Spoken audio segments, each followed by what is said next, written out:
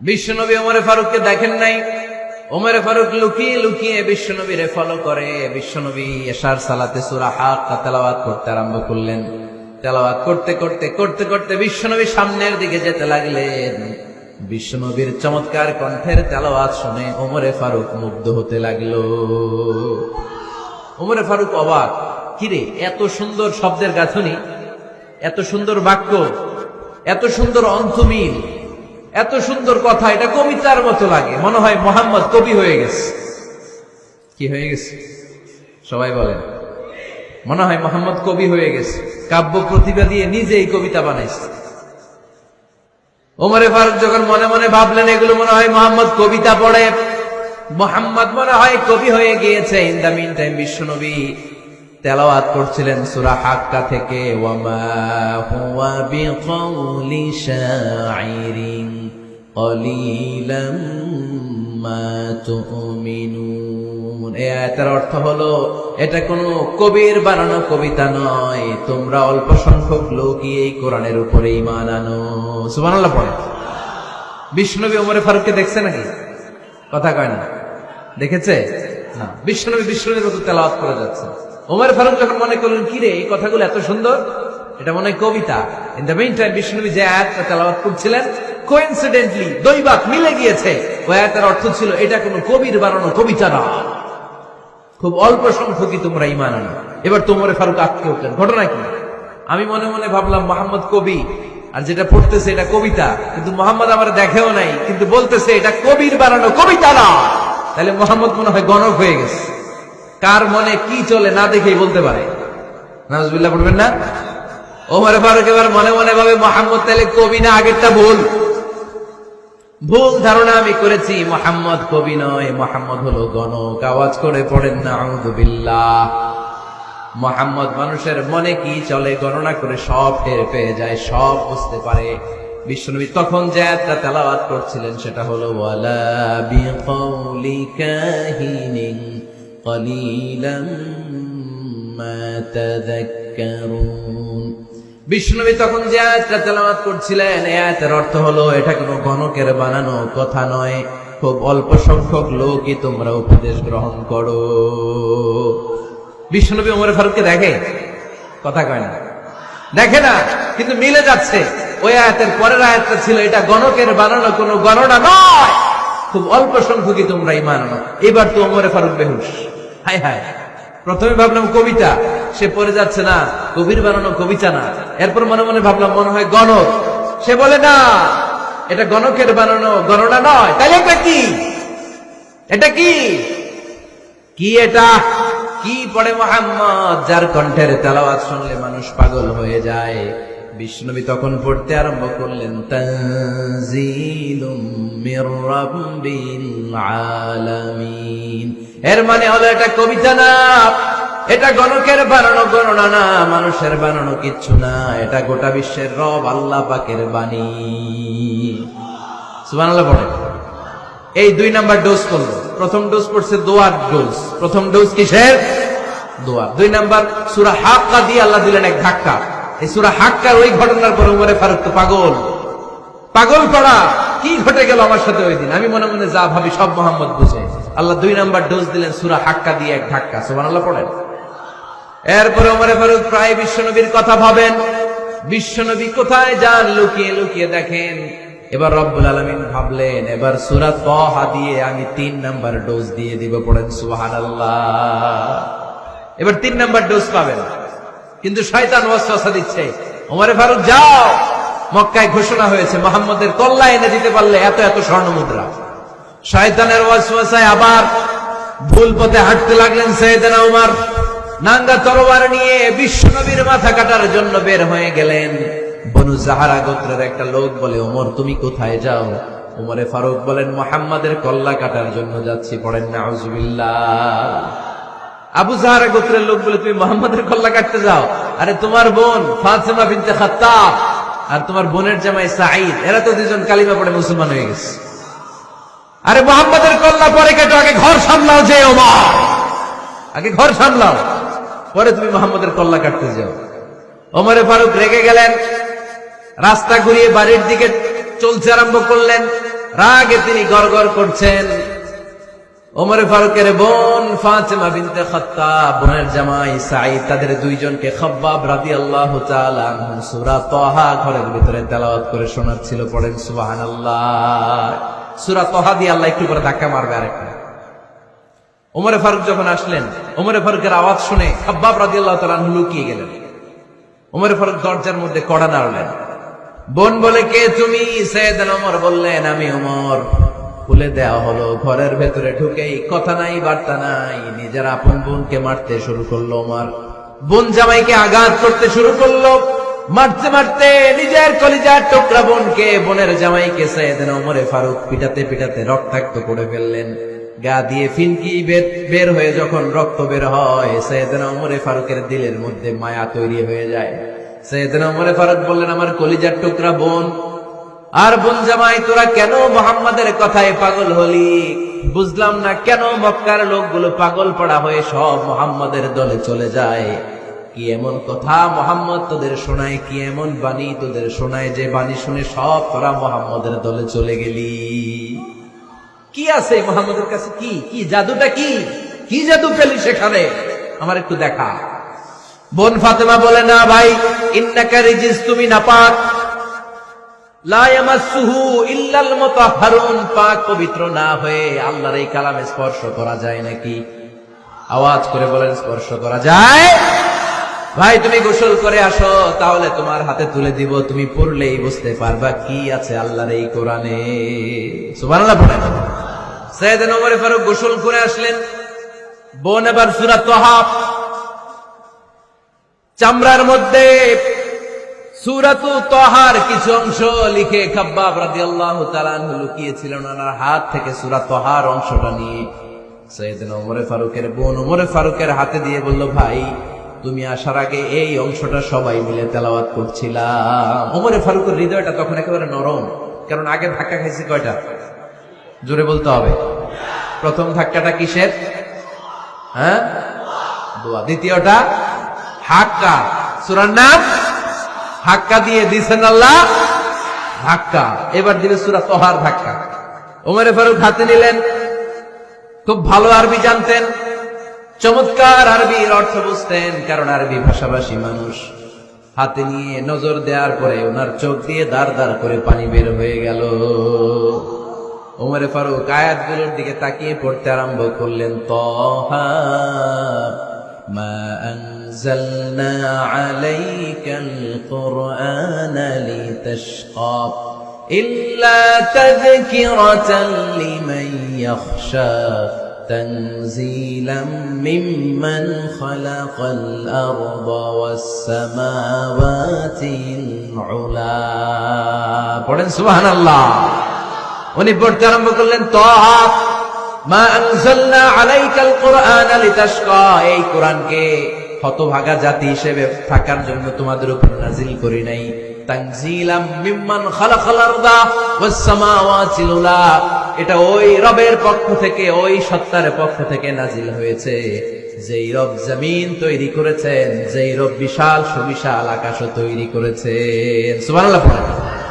সূরা তাহা এই চমৎকার অসাধারণ শব্দ গাঁথনি দিয়ে এই আয়াতগুলো যখন পড়তে আরম্ভ করলেন, ওমর ফারুক আর নিজের উপর ব্যালেন্স রাখতে পারলেন না, আর ধরে রাখতে পারলেন না। এবার ডাইরেক্ট অ্যাকশন। এবার কি? এবার কি? 3 নাম্বার ধাক্কা খেয়ে, সূরা তাহার ধাক্কা খেয়ে আর সামলাতে পারলেন না, পাগলের মতো হয়ে গেলেন। বলতে আরম্ভ করলেন, আইনা মুহাম্মদ, মুহাম্মদ কোথায়? সাইয়েদনা খাব্বাব বললেন, বিশ্বনবী সাফা পাহাড়ের পাদদেশে দারুল আরকাম ইবনে আবিল আরকামের ঘরে বসে বসে লুকিয়ে লুকিয়ে কোরআনের দাওয়াত দিচ্ছে। ওমর, তুমি যদি মুহাম্মদ সাল্লাল্লাহু আলাইহি ওয়াসাল্লামের দেখা পেতে চাও, তাড়াতাড়ি দারুল আরকামের ঘরের দিকে ছুটে যাও। ওমর ফারুক তলোয়ার নিয়ে ছুটলেন, পাগলের মতো ছুটলেন, আর ধৈর্য ধারণ করতে পারেন না। বিশ্বনবীর নূরানী চেহারাটা একবার দেখার জন্য পাগলের মতো ছুটতে আরম্ভ করলেন। ওমর ফারুককে দারুল আরকামের কাছে আসতে দেখে বিশ্বনবীর চাচা হামজা ইবনে আব্দুল মুত্তালিব এসে বলে, নবী তাড়াতাড়ি দারুল আরকামের ঘর থেকে আপনি পালিয়ে অন্য কোথাও চলে যান।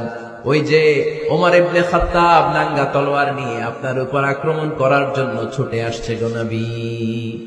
বিষ্ণুই বললেন, ও আমার সাহাবারা, ও আমার চাচা হামজা, সবাই আপনারা সরে যান, ওমরে আসতে দেন, ওমরে বাধা দিয়েন না। কারণ কিছুদিন আগে তাহাজ্জুদের নামাজ পড়ে আমি আল্লাহর কাছে একটা বিশেষ দোয়া করেছি, আমার মন বলছে ওই দোয়াটা আল্লাহ কবুল করতে শুরু করেছে। ওমরে ফারুক চলে আসলেন, এসে কোনো কথা নাই, চিৎকার দিয়ে বললেন, আশহাদু আল্লা ইলাহা ইল্লাল্লাহ ওয়া আশহাদু আন্না মুহাম্মাদান আবদুহু ওয়া রাসূলুহু। আমি সাক্ষ্য দিলাম আল্লাহ এক, অদ্বিতীয়, আল্লাহ ছাড়া কোনো ইলাহা নাই, নিশ্চয় আপনি মুহাম্মদ আল্লাহর বান্দা এবং রাসূল। সুবহানাল্লাহ। এই কালমা শাহাদাতের ভেতরে আল্লাহর কথা, আমার নবীর কথা ঢুকিয়ে দিয়েছে কে? ঝিনুকের ভেতর লুকিয়ে থাকে যেমন মতি, ঝিনুকের ভেতর লুকিয়ে থাকে যেমন মতি, কালমা শাহাদাতে আছে আল্লাহর জ্যোতি, কালমা শাহাদাতে আছে আল্লাহর জ্যোতি। পড়েন, ঝিনুকের ভেতর লুকিয়ে থাকে যেমন মতি, ঝিনুকের ভেতর লুকিয়ে থাকে যেমন মতি, কালমা শাহাদাতে আছে আল্লাহর জ্যোতি, কালমা শাহাদাতে আছে আল্লাহর জ্যোতি। পড়েন আল্লাহু আকবার। ওই শাহাদাতের জ্যোতি সাইয়েদনা ওমর ফারুকের হৃদয়টারে উজালা করে দিল। দুনিয়ার সব ভয়কে পেছনে ফেলে এক আল্লাহর ভয়কে অন্তরে ধারণ করে আওয়াজ করে বললেন, আশহাদু আল্লা ইলাহা ইল্লাল্লাহু ওয়াহদাহু লা শারীকা লাহু ওয়া আশহাদু আন্না মুহাম্মাদান আবদুহু ওয়া রাসূলুহু। পড়েন সুবহানাল্লাহ। তিনটা ধাক্কা। কয়টা? সবাই বলতে হবে কয়টা? প্রথম ধাক্কাটা দোয়া, দ্বিতীয় ধাক্কা হাক্কা, তৃতীয় ধাক্কা সূরা তাহা। তিনটা ধাক্কার মাধ্যমে সাইয়েদনা ওমর ফারুককে মুসলমানদের লিডার বানায় দিল কে? ওমর ফারুক কালিমা পড়ে মুসলমান হয়ে গেছে। নও মুসলিম সাহাবাদের মধ্যে আনন্দের বন্যা বয়ে গেল। বিশ্বনবী খুশি হয়ে গেলেন, আল্লাহ শুকরিয়া করলেন, আল্লাহ তুমি আমার দোয়া ফিরিয়ে দাও নাই। আমি বলেছি দুজনের একজনকে চাই, তুমি ওমরে ফারুককে দান করেছো। পড়েন আলহামদুলিল্লাহ। এবার ওমরে ফারুক বিশ্বনবীর প্রশ্ন করলেন, নবী আলাসনা আলাল হক, আমি প্রশ্ন করি উত্তর দেন, আমরা কি সত্যের উপর নাই? বিশ্বনবী বললেন, বালা ওমর, আমরা এই সত্যের উপরে আছি। আমাদের কোরআন কি সত্য নয়? বিশ্বনবী বললেন, কোরআনও সত্য। আমাদের রব আল্লাহ কি সত্য নন? বিশ্বনবী বললেন, সত্য। ওমরে ফারুক বললেন, তাহলে ফিমাল ইখতিফা, তাহলে লুকিয়ে লুকিয়ে আর গোপনে দাওয়াতি কাজ কেন? আপনি সত্য নবী, কোরআন সত্য কিতাব, আমার রব আল্লাহ সত্য, আর আমি ওমর কালিমা পড়ে মুসলমান হয়ে গিয়েছি, তাহলে ফিমাল ইখতিফা, আর লুকিয়ে লুকিয়ে কোরআনের দাওয়াত দিবেন কেন? বের হন, মক্কার শহরের মাঝখানে চলে আসেন, চিৎকার করে আমরা আল্লাহর নামের ঘোষণা দেব। বিশ্বনবী বললেন, না ওমর,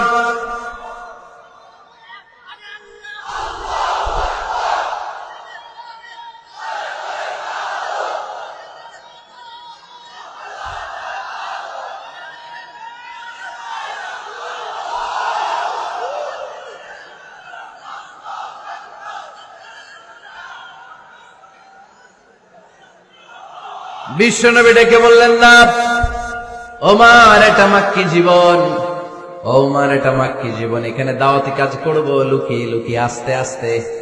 আল্লাহ যখন আমাদেরকে বিজয়ী করে দিবেন তখন আমরা প্রকাশ্যে দাওয়াত দিলে কোনো সমস্যা নাই। সাইয়েদনা ওমর ফারুক বলেন, না ও নবী, আমার উপর ছেড়ে দেন, আমি দেখব আপনি আমারে শুধু মক্কার জমিনে একটা মিছিল দেওয়ার অনুমতি দেন। কিসের অনুমতি? আল্লাহর নামের তাকবীর দেওয়ার অনুমতি দেন। বিশ্বনবী বললেন, ঠিক আছে, সাবধানে তাকবীর দিও। ওমরে ফারুক তাকবীর দেওয়ার জন্য লোক খুঁজতে আরম্ভ করলেন। নও মুসলিম 11 জন সাহাবাকে খুঁজে পেলেন। কয়জন? ওমরে ফারুক বললেন 11 জনই চলবে। 11 জনকে 2 লাইন করলেন। কয় লাইন? পিছনে 6 জন, সামনে 5 জন। পিছনের লাইনের নেতা বানিয়ে দিলেন বিশ্বনবীর চাচা হামজা ইবনে আব্দুল মুত্তালিবকে। প্রথম লাইনের 5 জনের নেতৃত্ব দিতে আরম্ভ করলেন সাইয়েদনা ওমরে ফারুক নিজেই। 2 লাইন তাকবীর দিতে জানলে বেশি মানুষ লাগে না, 10 জন দিয়ে গোটা বিশ্বটারে কাঁপিয়ে দেয়া যায়। 11 জন, 6 আর 5। ওমর ফারুক সামনে দাঁড়ালেন। ওমর ফারুক সামনে দাঁড়িয়ে এবার আল্লাহর নামের স্লোগান দিবেন। ওমরে ফারুক বললেন, আমরা খুব লম্বা চূড়া স্লোগান দিব না, খুব ছোট্ট, দারুল আরকামের ঘর থেকে কাবা ঘর পর্যন্ত, বাইতুল্লাহ পর্যন্ত, এতটুকু জায়গা আমরা তাকবীর দিতে দিতে সামনের দিকে এগোবো, পৃথিবীর কোন শক্তি আমাদেরকে থামায় দিতে পারবে না। ওমরে ফারুক তখন এক বাক্যের একটা ভাষণ দিলেন। কয় বাক্যের? ওমরে ফারুক সামনে দাঁড়িয়ে বললেন, মান আরাদা আন তাসকুলা উম্মুহু ইয়াতামা ওয়ালাদুহু তারমিলা যাওজাতুহু ফালিয়াসুদ্দানি। কে আছো? মান আরাদা আন তাসকুলা উম্মুহু, কে আছো মায়ের বুক খালি করতে চাও? ইয়াতামা ওয়ালাদু, কে আছো বাচ্চাগুলারে, সন্তানগুলারে ইতিম বানাতে চাও? তারমিলা যাওজাতুহু, কার এত বড় বুকের পাটা আছে দেখি, কে আছো স্ত্রীকে বিধবা বানাতে চাও? বুকের পাটা থাকলে আমি উমরে থামাও, যদি সাহস থাকে আমি উমরের মিছিল থামাও। ওমরে ফারুক শুরু করলেন, আল্লাহু আকবার, আল্লাহু আকবার, আল্লাহু আকবার। স্লোগান দিতে দিতে সাইয়েদনা ওমরে ফারুক কাবার গিলাফ যে স্পর্শ করলেন, ওমরে ফারুকের এই স্লোগান কেউ থামাতে পারে নাই। সাহাবারা বিশ্বাস করে নিলেন। কিন্তু মুনাফিক টাইপের যেগুলো, এগুলো বলে এটা আবার কেমন কথা, উনি আছেন মদিনার মিম্বারের মধ্যে দাঁড়িয়ে, হাজার হাজার কিলোমিটার দূরে কি হচ্ছে উনি দেখবেন কেমনে। এরা বিশ্বাস করলো না, সাহাবারা সবাই বিশ্বাস করলো, মুনাফিক গুলো বিশ্বাস করলো না। তারা মনে মনে ভাবলো, এই মুসলিম সেনাপতি বিজয়ের বেশে যেদিন মদিনায় আসবে, আমরা মদিনার উপকণ্ঠে দাঁড়িয়ে থাকবো, ওদেরকে জিজ্ঞেস করবো এমন এমন দিন ওমরে ফারুকের কণ্ঠের কোনো আওয়াজ শুনতে পেরেছিলে কিনা। বিজয়ী বেশে সাহাবারা যখন ফিরে আসতো, সব মুমিনরা আহলান ওয়া সাহলান জানাতে ওনাদেরকে রিসিভ করতে যেত, মুনাফিক গুলো যেত না। কিন্তু ওই দিন মুনাফিকরা সবার আগে যায় হাজির। মুসলিম সেনাপতি যখন ঢুকলো, জিজ্ঞেস করলো, মুসলিম সেনাপতি এতদিন আগের কথা, জুমার দিন দুপুর বেলা যুদ্ধক্ষেত্রে হঠাৎ করে আমিরুল মুমিনিনের কোনো কথা তুমি তোমার কান দিয়ে শুনতে পেরেছিলে কিনা বলো। সেনাপতি বলল, তোমরা কেমন করে বুঝলা, কেমন করে তোমরা জানলা? তোমরা ঠিকই জেনেছো, ঠিকই ধরেছো, ঠিকই বলেছো।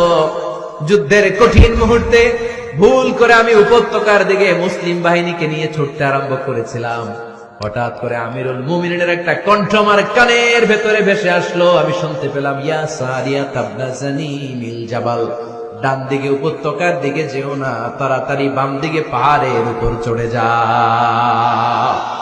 শুনেছি আমি নিজে শুনেছি সেদিন আমিরুল মুমিনিনের এই ইনস্ট্রাকশন, এই গাইডলাইন যদি আমরা ফলো করতে না পারতাম, শত্রু বাহিনীর হাতে আমরা কচু কাটা হতাম, আমাদের চেহারা, আমাদের আত্মীয় স্বজনরা তোমরা কেউ দেখতে পেতে না। পড়েন সুবহানাল্লাহ। This is our super hero. আমাদের সুপার হিরোর নাম কি? চিল্লায় বলতে হবে, ওমরে ফারুক রাদিয়াল্লাহু তাআলা আনহু। এভাবে গাইডলাইন দিয়েছেন উম্মতকে, এভাবে ইনস্ট্রাকশন দিয়েছেন।